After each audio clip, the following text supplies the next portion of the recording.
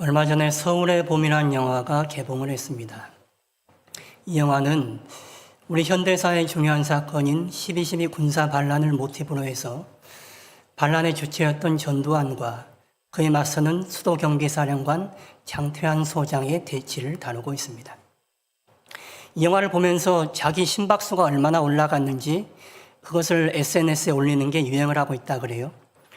영화를 보면 사람들이 열받고 흥분해서 분을 참지 못해서 심박수가 올라가는 것입니다. 그런데 그 결말이 바뀌지 않을 것을 아니까, 이미 일어난 역사이니까 스트레스를 더 받는 것이죠. 하나회를 배경으로 해서 전두환이 군사 반란을 일으켰습니다. 거기에 대해서 군수내부가 제대로 대처하지 못했습니다.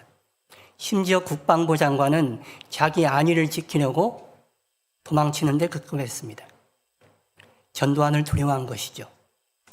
거기에 반해서 수도경비사령관이었던 장태환 소장은 자기 안위를 두려워하지 않고 반란군이 어떻게든 서울에 들어오지 못하도록 막으려고 안간힘을 씁니다.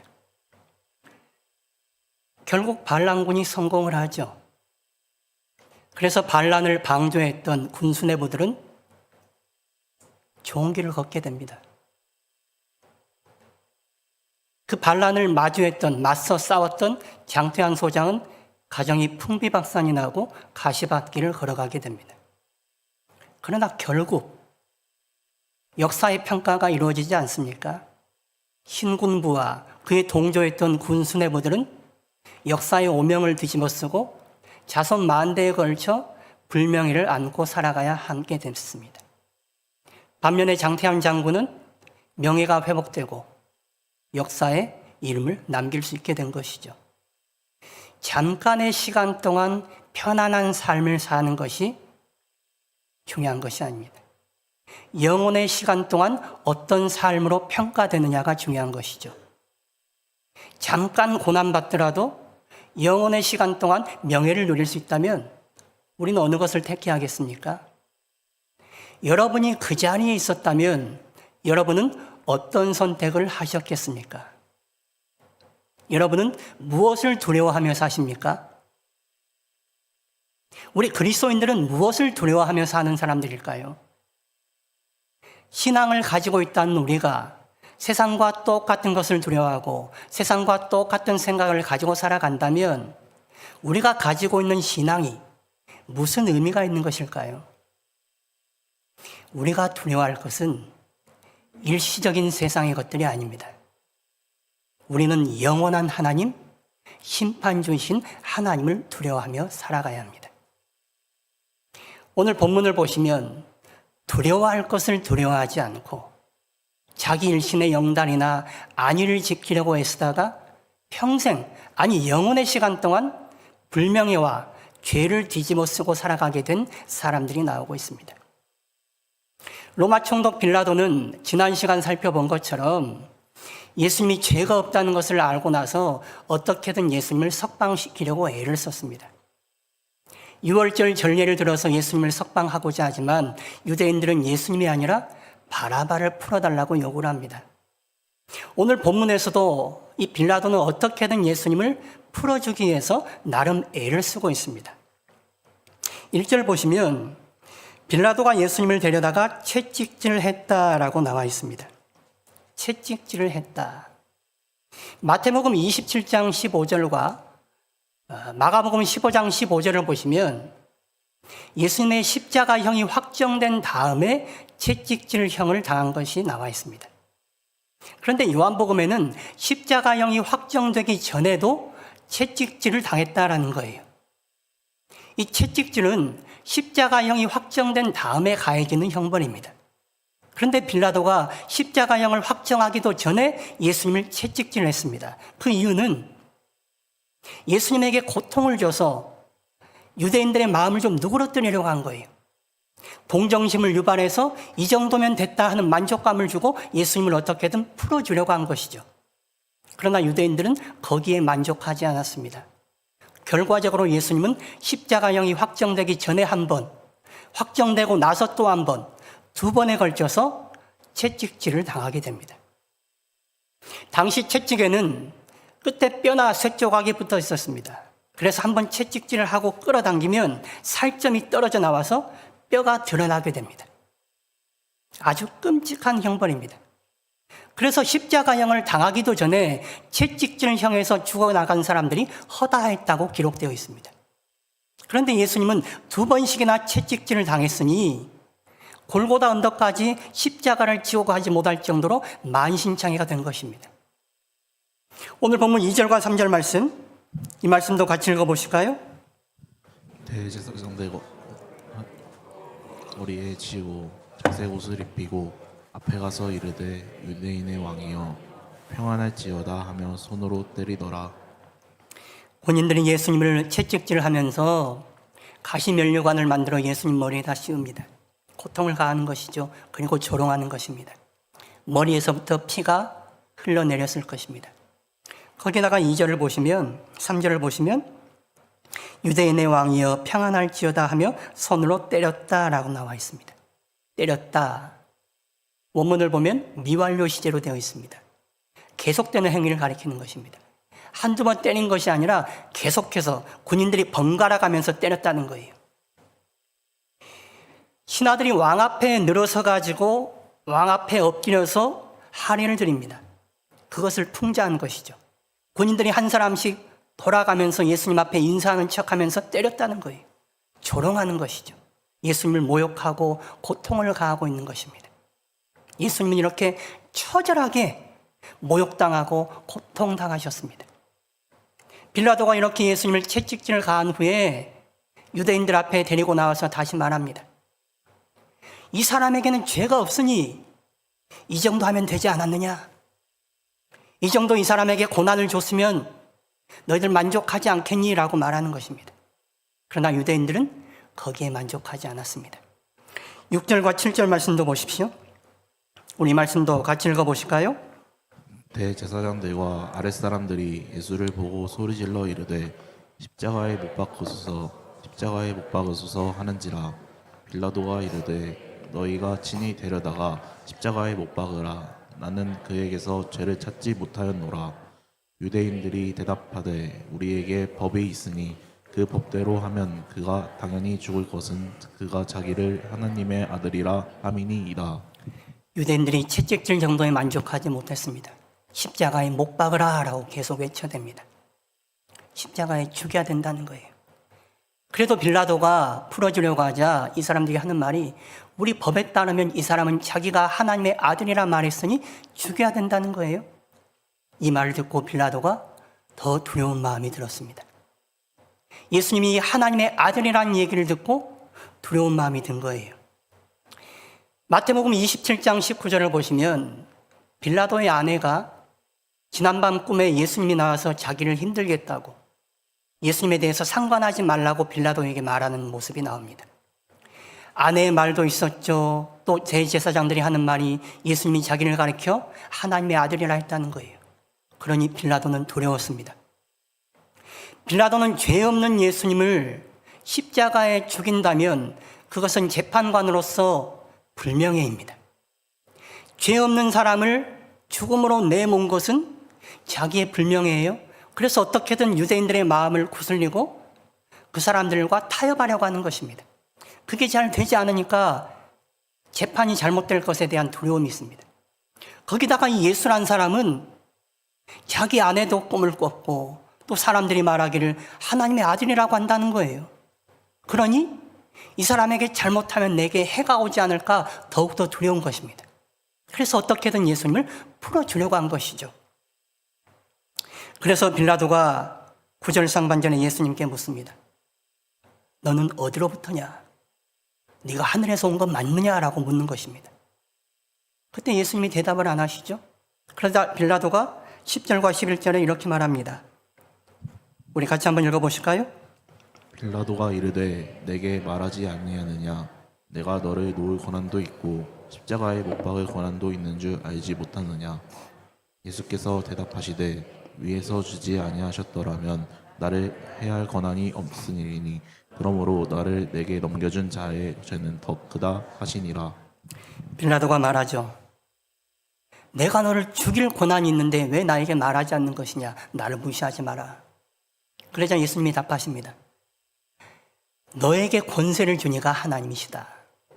하나님이 나를 너에게 넘기지 않으셨다면 너는 나를 재판할 수도 없고 십자가에 매달 수도 없다는 거예요. 나는 사람들의 손에 의해 죽는 것이 아니라 하나님의 계획을 따라 십자가로 간다라고 말씀하는 것이죠. 그러면서 하시는 말씀이 나를 너에게 넘겨준 자들의 죄는 더욱 크다. 그리고 암묵적으로 그 죄에 타협하고 방관하려고 하는 너의 죄도 크다라고 지적하시는 것이죠. 빌라도는 죄에 대해 언급하시는 예수님의 말씀을 듣고 더더욱이 두려움을 느꼈습니다. 빌라도는 예수님이 죄에 대해 말씀하시고 예수님이 하나님의 아들이라는 얘기를 듣고 두려움을 느꼈습니다. 그러나 거기까지였습니다. 빌라도가 느꼈던 두려움은 미신적인 두려움이었습니다. 사람은 절대자에게 잘못하면 뭔가 안 된다라는 막연한 두려움이 있습니다. 하나님의 형상대로 창조된 인간이 영적인 존재이기 때문에 그렇습니다. 영적으로 뭔지는 모르지만 막연하게 불안과 두려움을 느끼는 것입니다. 그러나 하나님이 누구인지 안다면 막연한 두려움이 아니라 진정한 두려움을 느끼게 되는 것이죠. 하나님이 절대자요 심판주의라는 사실을 안다면 그 하나님 앞에서 자신의 죄악됨과 자신이 절대자 앞에서 잘못하고 있는 것을 바라보며 두려워할 수밖에 없는 것입니다. 빌라도는 그 단계까지 가지를 못한 거예요. 예수님과 대면하면서 예수님과 말을 주고받으면서도 예수님이 진리라는 것, 그분이 하나님의 아들이라는 사실을 알아보지 못했습니다. 그래서 미신적으로만 두려워했지 그분 앞에 진정으로 서지를 못한 것입니다. 그분이 하나님의 아들이라는 사실을 알았다면 그는 자기가 잘못하고 있다는 것, 자기의 죄를 바라보고 하나님 앞에, 예수님 앞에 엎드렸을 것입니다. 그러면 그의 인생은 달라졌을 거예요. 그러나 빌라도는 그렇게 하지 못한 것입니다. 절대자요 심판주이신 하나님을 바라보고 그 앞에 엎드리는 것, 그것이 바로 회개입니다. 참 진리요 거룩 그 자체이신 하나님 앞에 서면 사람은 두려움을 느낄 수밖에 없습니다. 거짓되고 제약된 존재인 우리를 바라보며 두려움을 느낄 수밖에 없습니다. 그래서 하나님께로 돌이키는 것입니다. 그것이 회개입니다. 그래서 회개는 하나님이 누구인지 아는 사람만이 할 수 있습니다. 하나님이 절대자요 심판주라는 사실을 아는 사람만이 자기의 죄악됨을 바라보며 하나님께 돌이킬 수 있는 거예요. 그렇게 하나님께 돌이킬 때에 그 사람은 하나님 안에서 두려움을 느끼지 않고 살아가게 됩니다. 왜냐? 하나님이 그를 용납하고 사랑하시기 때문입니다. 하나님의 사랑을 경험하는 사람은 두려움 가운데 살아가지 않을 수 있게 되는 거예요. 한편 하나님 앞에서 두려움을 느끼지 못하고 양심이 무뎌진 채 죄로 가는 사람들이 있습니다. 유대 종교 지도자들은 자기들이 큰 죄를 짓고 있다는 사실조차도 몰랐습니다. 자기들이 거짓과 불법을 자행하고 있으면서도 양심이 마비되어서 전혀 가책을 느끼지 않았습니다. 이들은 하나님 앞에 있지 못한 사람들이었습니다. 하나님을 두려워하지 않는 사람들이었습니다. 이방인인 빌라도조차도 미신적이나마 예수님을 두려워했는데 유대 종교 지도자들은 전혀 두려움이 없습니다. 거짓으로 예수님을 죽이면서도 죄 없는 자에게 죄를 뒤집어 씌워 죽이면서도 전혀 양심의 가책이 없고 죄에 대한 뉘우침이 없었습니다. 그들이 이렇게 말합니다. 14절과 15절 말씀 보십시오. 우리 말씀도 같이 읽어보실까요? 이날은 유월절의 준비일이요 때는 제육시라. 빌라도가 유대인들에게 이르되 보라 너희 왕이로다. 그들이 소리 지르되 없이 하소서 없이 하소서 그를 십자가에 못 박게 하소서. 빌라도가 이르되 내가 너희 왕을 십자가에 못 박으랴. 대제사장들이 대답하되 가이사 외에는 우리에게 왕이 없나이다 하니. 14절 하반절에 빌라도는 어떻게든 예수님을 놓으려고 했습니다. 그래서 보라 너희 왕이로다. 너희가 말하는 이 왕을 봐라. 머리부터 발끝까지 피 흘리고 있는 이 왕을 봐라. 고난받고 있는 이 왕, 무력하게 얻어맞고 있는 이 왕을 봐라. 이런 사람이 어찌 로마에 반란을 일으킬 수 있느냐? 이게 너희가 주장하고 있는 왕인데 내가 보기에 이 사람은 왕이 아니다는 거죠. 그런 이 사람을 풀어주자는 거예요. 그러나 유대 종교 지도자들은 거기에 대해서 반발했습니다. 15절에 없이 하소서, 없이 하소서, 그를 십자가에 못 박게 하소서. 그러자 빌라도가 다시 말합니다. 내가 너희 왕을 십자가에 못 박으랴. 십자가에 못 박기까지 해야겠느냐라는 거예요. 이 정도면 충분히 이 사람이 고난받았는데 십자가에 못 박기까지 해야겠느냐. 그러자 대제사장들이 이렇게 말합니다. 가이사 외에는 우리에게 왕이 없나이다. 가이사 외에, 로마 황제 외에는 우리에게 왕이 없습니다. 유대인들에게 왕은 오직 여호와 하나님 한 분뿐이십니다. 그런데 유대 종교자들 입에서 나온 소리가 가이사 외에는 우리에게 왕이 없다는 거예요. 실상 그들이 가이사가 왕이라고 인정하지 않았을 것입니다. 그러나 어떻게든 빌라도를 압박해서 예수님을 죽이고자 거짓말을 하고 있는 것이죠. 이게 이들의 신앙의 모습이었습니다. 그들의 인격이었습니다. 유대 종교 지도자들이 이 정도였습니다. 어떻게든 죄 없는 사람에게 죄를 뒤집어 씌워서 죽이려고 거짓과 협박과 불법을 자행하고 있습니다. 그러면서도 전혀 뉘우침도 인간적인 양심의 가책도 느끼지 못하고 있습니다. 이들은 로마 총독 빌라도 앞에서는 가이사만이 우리의 왕입니다 라고 말했죠. 유대인들 앞에서는 하나님만이 너희의 왕이다, 우리의 왕이다 라고 주장했을 것입니다. 그런데 실상 그들에게는 하나님도 가이사도 왕이 아니었습니다. 그들에게 왕은 자기 자신이었습니다. 자기들의 배가 왕이었고 자기들의 눈먼 욕망과 죄가 자기들의 왕이었습니다. 하나님 앞에 전혀 두려움을 느끼지 못하는 사람들입니다. 이방인인 빌라도만도 못한 사람입니다. 빌라도는 그나마 양심의 가책을 느끼고 미신적인 두려움이라도 느꼈는데 종교 지도자들이라고 하는 사람들이 전혀 그런 걸 느끼지 못합니다. 왜입니까? 하나님 앞에 있지 못하니까 그렇습니다. 하나님을 두려워하지 않아서 그런 것입니다. 자기의 기득권, 자기 안위를 지키는 것에만 관심이 있습니다. 그것이 없어지는 것만을 두려워하고 있습니다. 그래서 그들은 예수님을 어떻게든 죽이려고 하는 것입니다. 이방인들보다 더한 사람들입니다. 죄인 중에 괴수들입니다. 그러면서도 자기들이 무엇을 하고 있는지, 자기들이 어떤 죄를 짓고 있는지, 자기들이 얼마나 죄인인지를 모르고 있다는 게 더 큰 문제이죠. 결국 빌라도가 유대 종교 지도자들에게 예수님을 내어줍니다. 16절 말씀 같이 읽어보실까요? 이에 예수를 십자가에 못 박도록 그들에게 넘겨주니라. 이에 예수를 십자가에 못 박도록 그들에게 넘겨주니라.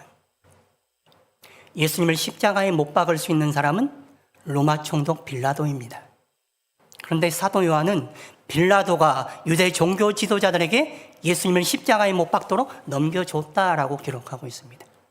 주도권이 유대 종교 지도자들에게 있었다는 것이죠. 그리고 빌라도는 그들에게 굴복해서 예수님을 십자가로 넘겨줬다라고 지적하고 있는 것입니다. 예수님의 죽음에는 로마법이나 율법의 죄의 내용에 해당되는 것이 없습니다. 그저 어떻게든 예수님을 죽이면서도 자기들은 핏값을 손에 묻히려고 하는 죄값 떠넘기기와 거짓과 불법과 비겁함과 인간의 야비함만이 난무하고 있습니다. 이런 인간의 온갖 죄상들 가운데 예수님이 돌아가신 것입니다. 인간의 모든 죄를 뒤집어 쓰고 인간의 죄 가운데 예수님이 십자가를 지신 거예요. 빌라도는 죄 없는 사람을 어떻게든 살려보려고 했지만 자기 안위를 지키기 위해서 결국 예수님을 내어주었습니다. 자기 정치적인 입지와 자기의 이익을 위해서 진리를 외면한 것입니다. 빌라도도 유대 종교 지도자들도 진리가 중요한 사람들이 아니었습니다. 진리를 두려워하는 사람들이 아니었습니다. 자기 기득권과 이익만을 바라보고 살아가는 사람들이었습니다. 이들은 영원하신 하나님, 심판주이신 하나님을 두려워하며 살지 않고 세상의 일시적인 것이 사라지는 것에 대한 두려움을 가지고 살아갔던 사람들이었습니다. 여러분은 무엇을 두려워하며 사십니까? 여러분은 어떤 것을 두려워하며 사십니까? 오늘 본문에서 빌라도와 종교 지도자들의 모습을 가만히 보십시오. 죄 없는 사람을 어떻게든 살려보려고 하는 빌라도, 죄 없는 사람을 어떻게든 죽이려고 하는 유대 종교 지도자들, 누가 더 하나님의 백성에 가까운 모습입니까? 하나님의 아들과 죄에 대한 얘기를 듣고 그래도 두려움을 느끼는 빌라도와 하나님의 아들을 죽이면서도 전혀 두려움을 느끼지 못하는 유대 종교 지도자들, 누가 더 하나님을 두려워하며 사는 사람들입니까?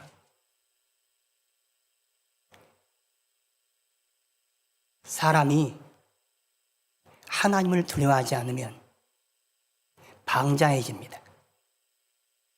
자기가 의롭다고 생각해서 그렇습니다. 자기가 의롭기 때문에 자기가 하는 것이 진리입니다. 자기의 생각이 진리입니다.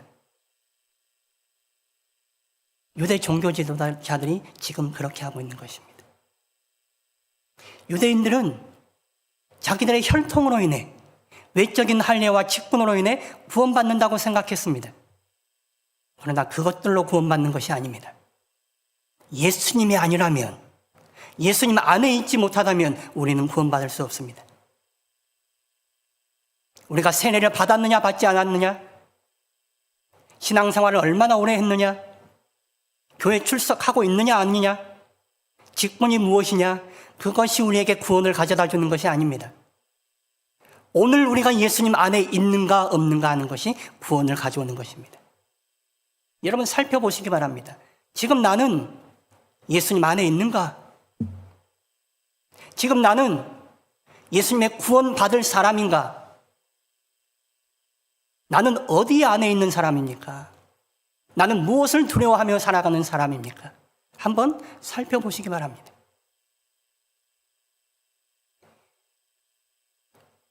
차를 타고 도로를 달릴 때에 감시 카메라가 보이면 속도도 줄이고 신호도 지키려고 애를 씁니다. 벌금이 무서워서 그런 거죠. 카메라를 두려워하는 것입니다. 요즘 CCTV가 여기저기 달려있는데 CCTV가 있으면 사람들이 행동거지를 조심합니다. 하나님의 감시 카메라가, 하나님의 눈이 우리를 지켜보고 있다는 것 아십니까? 하나님의 눈이 우리를 지켜보고 있다는 것을 안다면 우리는 하나님의 눈을 두려워할 수밖에 없습니다. 우리의 행동을 조심할 수밖에 없습니다. 하나님의 눈을 의식하며 살아갈 수밖에 없는 것입니다. 그렇게 하나님을 두려워하기에 우리의 마음과 생각을 하나님께로 돌이키는 것입니다. 회개하는 것입니다. 나 자신을 향해 달려가고 세상을 향해 달려가고 엉뚱한 것을 향해 달려가고 있는 우리를 예수님 안에 위치시키도록 다시금 돌아보는 것입니다. 회개하는 것입니다. 우리 자신을 돌아보며 회개해야 우리는 심판주이신 하나님 앞에 두려움 없이 설 수 있을 것입니다. 오늘 이 시간 우리의 삶이, 우리의 마음이, 우리의 영혼이 어디에 가 있는지, 무엇을 두려워하며 살아가는지 살펴보실 수 있기를 바랍니다. 하나님을 두려워하는 사람은 하나님의 말씀을 듣고 자기를 돌아봅니다. 그리고 그 말씀을 따라 돌이킵니다. 하나님의 말씀을 듣고 그 말씀 따라가지 않는다면, 그 말씀을 따라 자신의 삶을 돌이키지 않는다면, 순종하지 않는다면 그 사람은 하나님을 두려워하는 사람이 아닙니다. 그 사람의 삶의 주인은 하나님이 아니십니다. 자기 자신이 삶의 주인인 것이죠. 하나님을 두려워하기에 우리는 하나님의 말씀 또한 두려워합니다.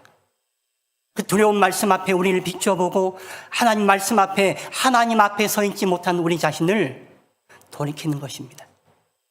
그렇게 하나님 앞에 돌이키지 못하면, 예수님 안에 우리를 위치시키지 못하면 우리는 구원받는 사람들이 아닙니다. 우리로서는, 우리의 의로는 구원받을 수 없습니다. 예수님이 아니고서는, 예수님 안에 있지 않고서는 우리는 구원받을 수 없습니다. 그래서 우리는 늘 우리 자신을 돌아보는 것입니다. 내 생각이 지금 어디에 가 있는가? 내 삶은 무엇을 향해 가는 것인가? 나는 무엇을 바라보고 무엇을 두려워하며 살아가고 있는 것인가? 하나님을 두려워하지 않고 나 자신의 안위나 세상의 일시적인 것만을 두려워하며 살아간다면 우리는 하나님 앞에 바로 서 있는 것이 아니죠. 자기 생각이나 자기 가치를 좇는 것이 아니라 자기 유익이나 자기 욕망만을 좇는 것이 아니라 주의 말씀을 듣고 주의 음성을 따라 우리 삶을 돌이켜 주님 앞에 우리 자신을 세울 때에 우리는 심판주이신 하나님 앞에 바르게 설 수 있을 것입니다. 오늘 대림절 첫 번째 주일을 우리가 보내고 있습니다. 대림절은 이미 오신 예수님의 성탄을 준비하는 절기인 동시에 더 큰 의미는 다시 오실 예수님을 준비하는 절기입니다. 여러분, 예수님이 다시 오실 것을 믿으십니까? 우리가 언젠가는 예수님 앞에 서야 한다는 것 아십니까? 이것을 안다면 우리는 두려운 마음으로 주님을 기다릴 수밖에 없는 것입니다.